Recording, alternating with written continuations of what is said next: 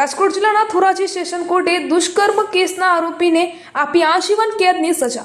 2022માં ધોરાજીની સગીરા વયની બાળકી પર પરપ્રાંતીય વ્યક્તિએ આચર્યું હતું દુષ્કર્મ। પ્રાથમિક શાળામાં અભ્યાસ કરતી બાળકી પર થયું હતું દુષ્કર્મ।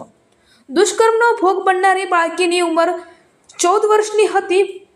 પૂરતા પુરાવાને ધ્યાને રાખી ધોરાજી સેશન કોર્ટે ફટકારી 20 વર્ષની સજા। રોલ સાહેબ। હું Kartikeya Manojbhai Parekh, additional public prosecutor, sessions court Dhoraji. ધોરાજીના મહેરબાન એડિશનલ ડિસ્ટ્રિક્ટ એન્ડ સેશન્સ જજ શ્રી અલી હુસૈન મોહિબુલ્લા શેખ સાહેબે આજરોજ આરોપી હરેશ ઉર્ફે હરસિંહ ભૈલાભાઈ રાઠવાને દુષ્કર્મના કેસમાં 20 વર્ષની સજા અને 8,000 દંડ ફટકારેલ છે।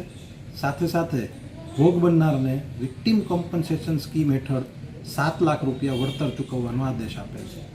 બનાવની વિગત એવી છે કે ભોગ બનનાર કોઈ ખેતરમાં એમના પરિવાર સાથે રહેતા હતા।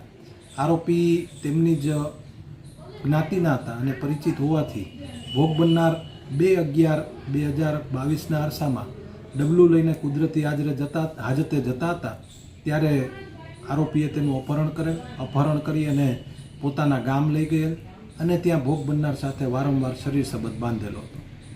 કેસ ચાલી ગયો અને આ સંજોગોમાં પોલીસ જ્યારે પકડીને આવી ત્યારે જે કંઈ પણ ડૉક્ટર દ્વારા નમૂનાઓ લેવાયેલા હોય આ નમૂનામાં વેજાઇનલ સ્મિયરમાં ભોગ બનનારના બ્લડ ગ્રુપના વીર્યની હાજરી મળેલી।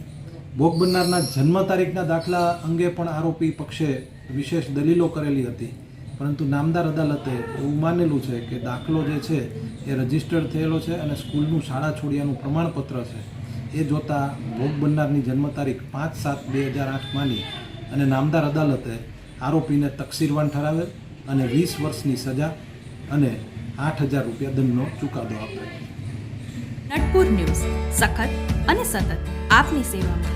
અમારા ફેસબુક પેજ, ઇન્સ્ટાગ્રામ, યુટ્યુબ ચેનલને સબસ્ક્રાઇબ કરો અને ફોલો કરો।